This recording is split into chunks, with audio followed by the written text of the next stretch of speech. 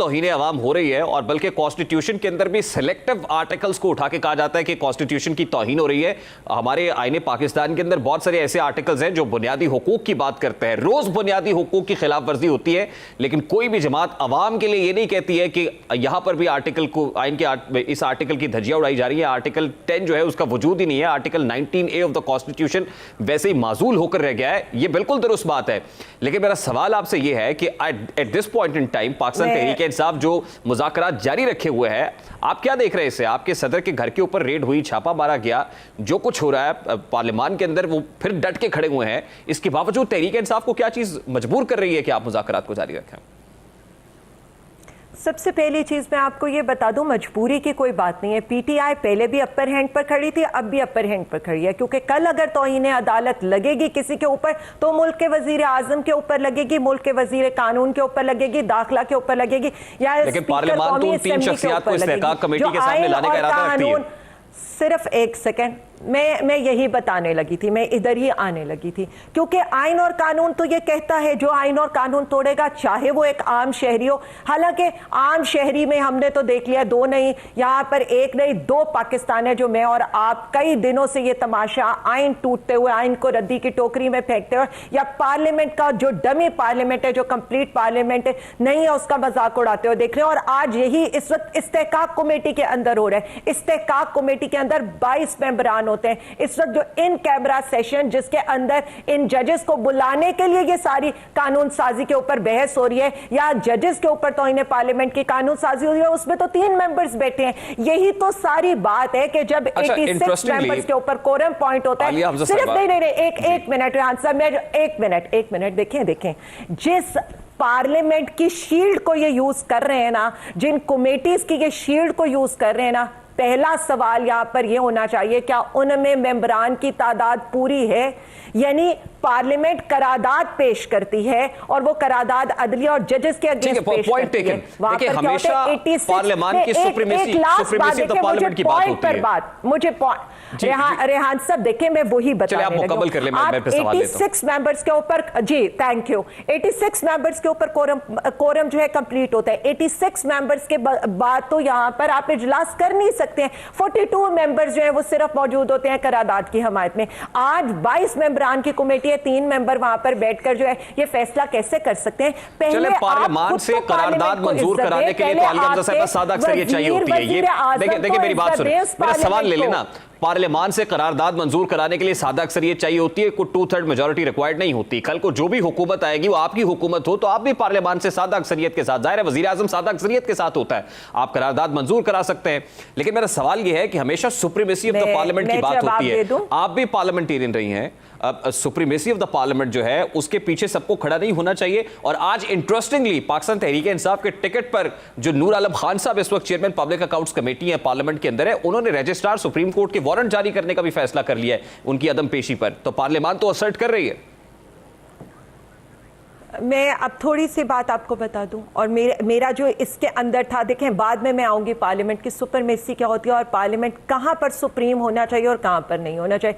मैं जो उस वक्त बात करी थी, मैं ये बात करी थी कि पार्लियामेंट के भी कोई रूल्स और रेगुलेशन है, एक रूल्स ऑफ बिजनेस की किताब है जो हर पार्लियामेंटेरियन को, जब मैं पहले दिन पार्लियामेंट में गई थी ना तो मुझे वो बक्सा पकड़ाया गया था और कहा गया था ये पढ़कर इस पार्लियामेंट के अंदर कदम रखना। वो ये कहता है कि कोरम पूरा नहीं होगा तो आप करारदाद भी नहीं पेश करते, और करारदादें ये जो पेश कर रहे हैं ना, उनसे या तो पार्लियामेंट के शीशे साफ होंगे या बच्चे जो है ना वो उनसे जहाज उड़ाएंगे, या कल को पकौड़े वाले उस पे पकौड़े या समोसे बेचेंगे। उन करारदादों की इतनी अहमियत है। अब मेरी बात आगे चले ना, मैं तो ये कह रहा हूं कि करारदाद मंजूर कराने के लिए सादा अक्सरियत चाहिए ना, जो हुकूमत में है। वजीर आजम को 180 वोट पड़े हैं, एतमाद का वोट लेकर वजीर आजम है, इसका मतलब है सादा अक्सरियत के साथ।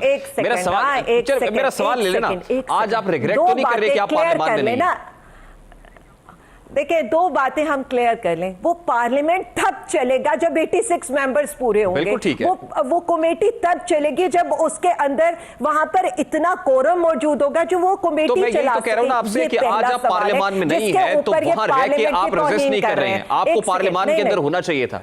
देखिए, things would have been different if you were in the parliament. दूसरी बात, अब आप आ जाए, देखें अब दूसरी बात पर आज, तभी तो ये पार्लियामेंट का दरवाजा हमारे लिए बंद करके बैठे हुए हैं, तभी तो यहाँ पर स्पीकर तौहीने सिंध। देखिए मेरी बात सुने, वो बड़ी लंबी बहस है कि हमने रिजाइन देकर वहीं पर जफर अली शाह के केस का यही स्पीकर साहब जाते हैं इस्लामाबाद हाई कोर्ट पे, कहते हैं कि जी इनके इस्तीफे मैं कबूल नहीं करूंगा क्योंकि ये इनफरादी इस्तीफे नहीं है, ये इज्तमाई इस्तीफे, ये सारे आए, और बाद में उसी केस से ये मुकर जाते हैं। अब जब सिंध हाई कोर्ट हमारे एमएनएस के अगेंस्ट और उनकी रूलिंग को कैंसिल करता है और उनके हक में फैसला देता है, तो स्पीकर साहब पार्लियामेंट को ताला लगवा देते हैं। ये चीजें काफी लंबी चल जाएंगी।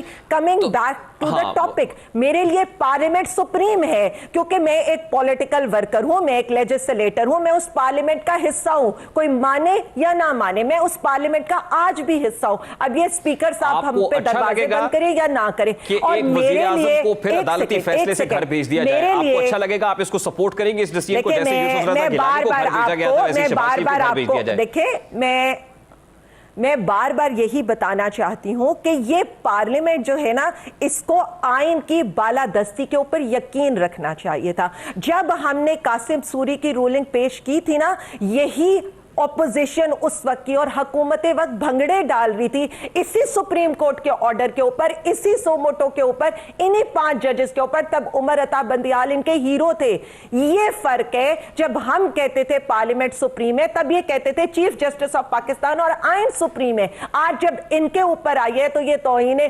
पार्लियामेंट के बिल्स भी पेश करने लगे, यहाँ पर उस पर्टिकुलर इदारे से आपके लिए सहूलतकारी हो रही है, और फिर कुछ ऑडियोज ने भी उसके ऊपर काफी गहरा कर दिया ना उसको, उस तासुर को। और फिर आज जो इंपॉर्टेंट प्रोसीडिंग्स पार्लियामेंट के अंदर हुई हैं, अब जरा सुन ले, उसके अंदर भी चीफ जस्टिस ऑफ पाकिस्तान ने ऑडियोज के मामले पर यह कहा कि उसको जब तक सुप्रीम जुडिशियल काउंसिल इंडोर्स नहीं करे उसको टेकअप नहीं किया जा सकता। यानी एक इदारा ऐसा है जो अपना एहतसाब नहीं करना चाहता, अपने एहतसाब से गुरेजा है, वो पाकिस्तान भर के अंदर तमाम तरह इदारों का, तमाम लोगों का एहतसाब करना चाहता है।